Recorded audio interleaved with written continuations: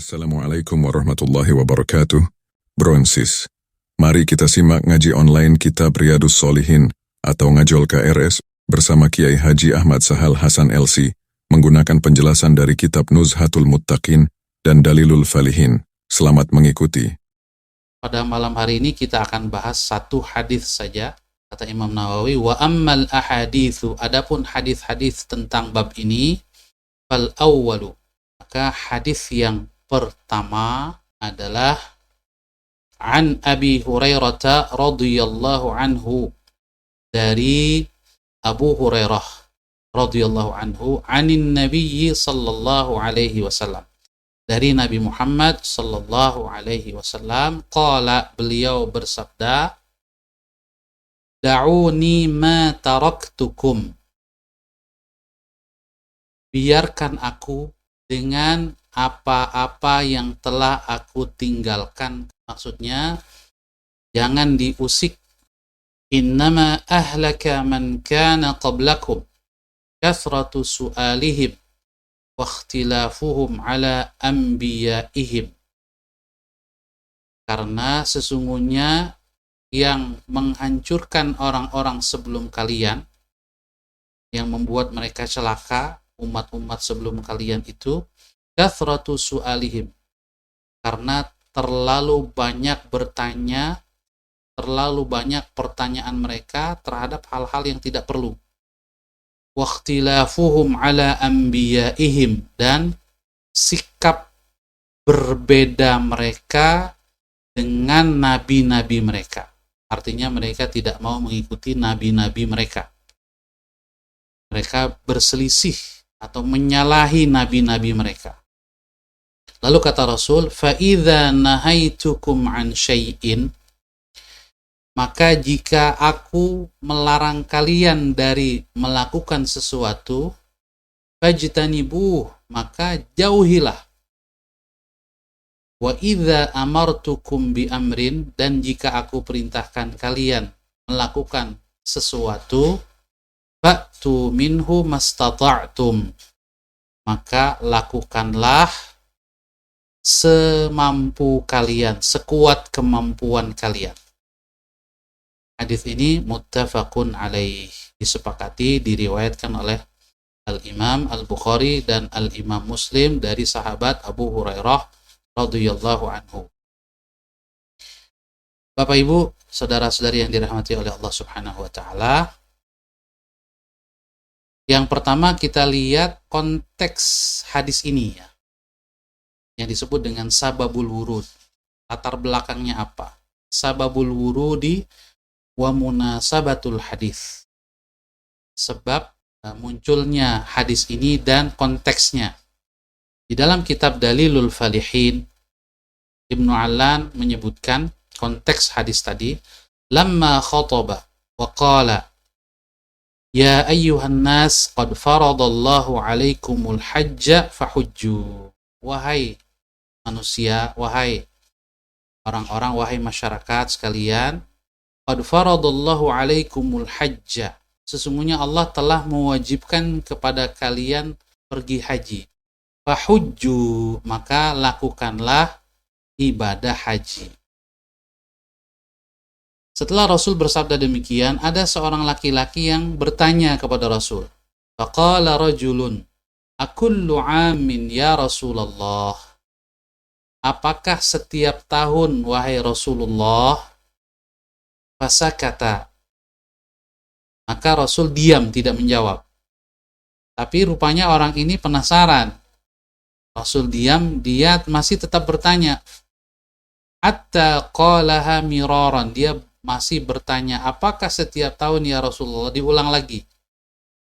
Maka Rasul menjawab, faqala Rasulullah sallallahu alaihi wasallam, maka Rasul menjawab, lau qultu na'am lawajaba, kalau saya jawab iya, maka menjadi wajib pergi haji setiap tahun. Wala mastata'tum, dan kalian tidak akan sanggup. Nah, setelah itu beliau mengatakan, tsumma qal da'uni ma taraktukum, biarkan aku dengan apa yang aku sabdakan, jangan ditambah-tambah, jangan dikorek-korek ketika ditanya apakah harus setiap tahun ya Rasulullah, Rasulullah SAW tidak suka didetilkan begitu. Ini sababul wurud wa munasabatul hadis. Mengapa Rasul mengkhawatirkan sikap bertanya mendetilkan perintah? Kenapa? Karena ini pernah terjadi pada umat-umat terdahulu, diantaranya umat Nabi Musa alaihi salam, Bani Israel. Ketika Allah suruh mereka untuk menyembelih sapi betina, sebutkan kisahnya di dalam surat Al-Baqarah. Sembelihlah sapi betina. Sapi betina mana saja, yang penting sapi betina itu sudah sah. Tapi mereka kemudian mendetilkannya. Ya, ini sapi betina yang seperti apa? Yang warnanya apa? Yang sudah digunakan untuk membajak atau belum, dan seterusnya. Ya, jadi mereka sendiri yang mendetilkan, akhirnya syarat atau detil-detil itu ditetapkan oleh Allah, mereka jadi susah sendiri. Itulah mengapa Rasulullah SAW di dalam hadis ini tidak suka dengan pertanyaan mendetilkan sesuatu yang apabila itu kemudian direspon, ya, betul-betul didetilkan oleh Allah Subhanahu wa Ta'ala, menjadi susah untuk kita laksanakan. Jadi selama kita masih bisa melaksanakannya dengan perintah yang global itu, laksanakan sudah. Nah, ada beberapa penjelasan yang lain ya, tentang mufradat kosakata di dalam hadis ini. Da'uni ma taraktukum.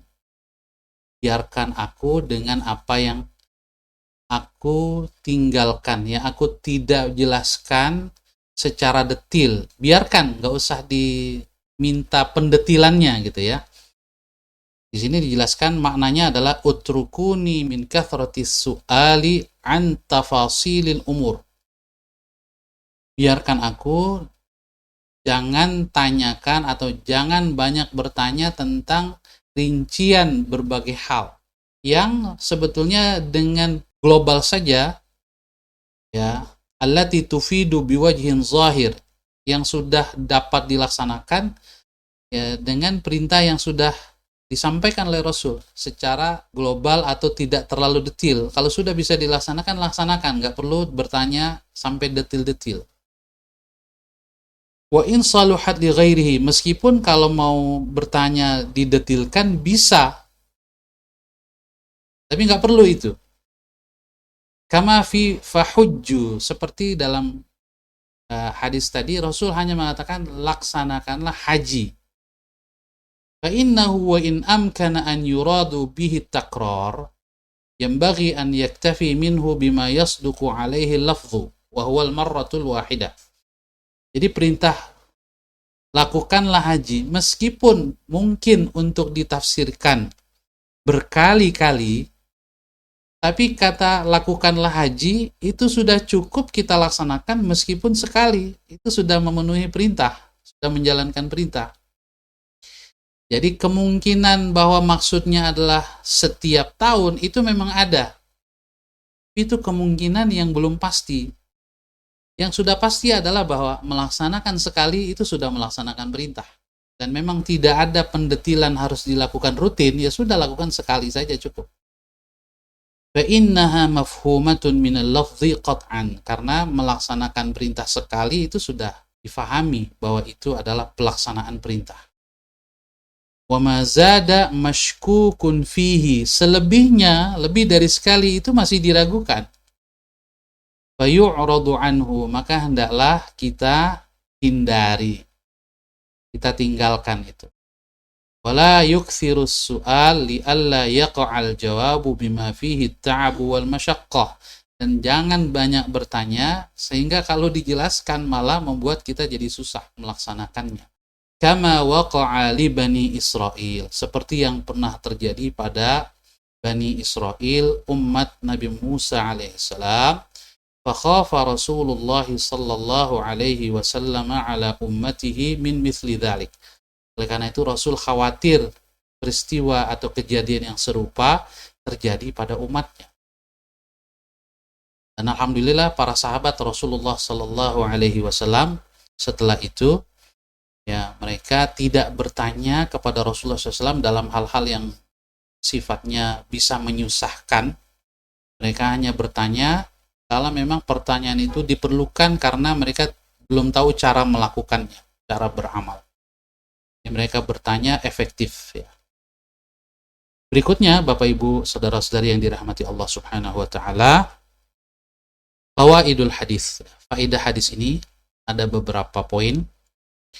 Poin yang pertama, hurmatus su'al alladzi rubbama awsala ila ta'qidil masail. Diharamkan kita bertanya tentang sesuatu yang kalau kita lakukan, itu kita bisa memprediksi, memperkirakan bahwa pertanyaan kita nanti kalau dijawab dia bisa memperumit permasalahan.